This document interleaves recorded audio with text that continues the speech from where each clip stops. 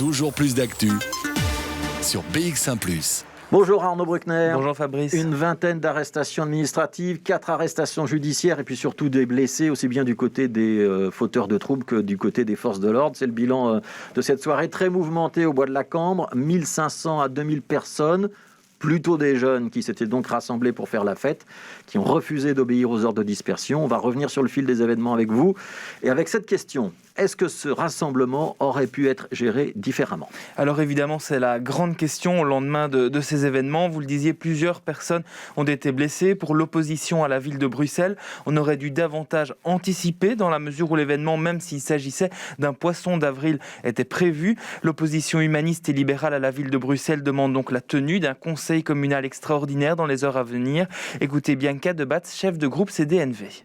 On savait très bien qu'il y allait des dizaines de milliers de gens qui allaient quand même descendre au Bois de la Cambre. Alors pourquoi est-ce que le bourgmestre a seulement donné ordre à la police d'intervenir quand c'était trop tard? C'était pareil avec la manifestation Black Lives Matter.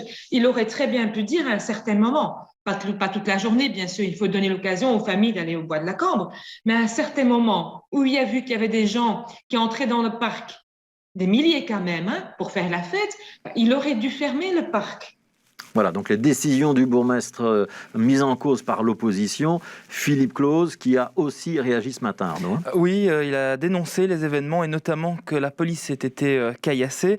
Le bourgmestre estime que les fêtards avaient été prévenus à plusieurs reprises et qu'il avait été demandé de se disperser. Philippe Claus défend l'action de la police et espère que le parquet identifie au plus vite les organisateurs. Écoutez-le, interrogé ce matin par Marie-Noëlle Dinan et Nicolas Kenhardt. On a mis en garde toute la semaine, on a mis en garde plus d'1 heure avant d'intervenir en demandant aux gens de se disperser, qu'on respecte les règles. Et malheureusement, certains n'ont pas voulu et d'autres sont venus casser. Ils ont cassé des concessions, ils ont brûlé certaines choses et donc c'est absolument inacceptable et je ne le tolérerai jamais. Alors certains se demandent, est-ce que les autopompes étaient nécessaires? Est-ce que la charge était nécessaire? On se demande toujours ça. Moi, je peux vous dire que oui. Quand vous allez charger la police, quand vous voyez les blessés, vous avez vu les photos de policiers en sang parce qu'on leur jette des tessons de bouteilles, c'est inacceptable. Et donc oui, il fallait disperser cette foule. Je le répète, mon boulot, c'est aussi de faire respecter les mesures sanitaires. Quant à une fermeture du Bois de la Cambre, comme évoqué par Bianca Debatz hier, ou si d'autres rassemblements devraient à nouveau avoir lieu, écoutez encore Philippe Claus. Il est hors de question pour moi de fermer le Bois de la Cambre. Ça doit être très très clair. Ce bois doit rester ouvert parce que c'est devenu un poumon pour tous les gens qui subissent cette crise. Et je veux que ça continue comme ça. Alors ce qui a aussi fait réagir, ce sont ces policiers blessés lors des débordements, 26 d'entre eux ainsi que 7 chevaux. On a notamment vu circuler ces images d'agents, le visage ensanglanté. Les syndicats policiers sont révoltés du comportement des personnes rassemblées et des débordements qui en ont suivi. Écoutez Vincent Gilles, président national du syndicat SLFP Police. Quel sentiment l'habite-t-il aujourd'hui ? Profondément révolté, évidemment, vous viendrait-il à l'idée de frapper votre facteur parce que, tout simplement, il vous amène une facture à payer? Évidemment, non.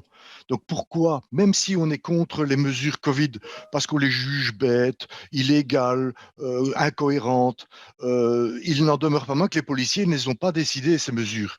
Et donc, ils ne font que le travail qui est le leur, rappeler aux personnes quelles sont ces mesures.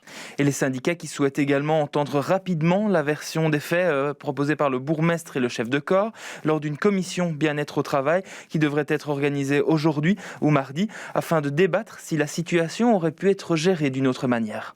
Nous allons discuter avec lui, avec le chef de corps, quant à savoir pourquoi il n'a pas pris des mesures d'ordre administratif, telles que, par exemple, un filtrage aux accès du parc.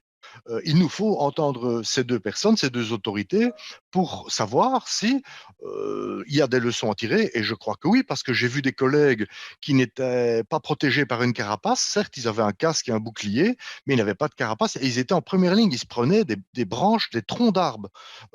Ça n'est pas normal.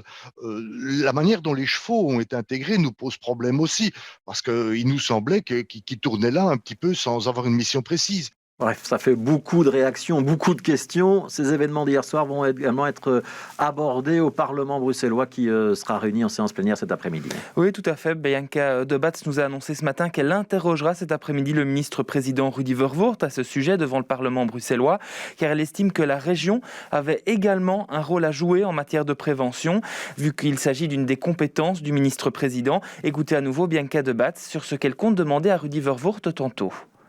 Si vous étiez au courant, ce qui est à 100% sûr, pourquoi vous n'êtes pas intervenu? pourquoi vous n'avez pas contacté la zone de police et le bourgmestre? D'ailleurs, ils sont du même parti, du PS. Pourquoi est-ce que lui n'a pas pris la chose en main?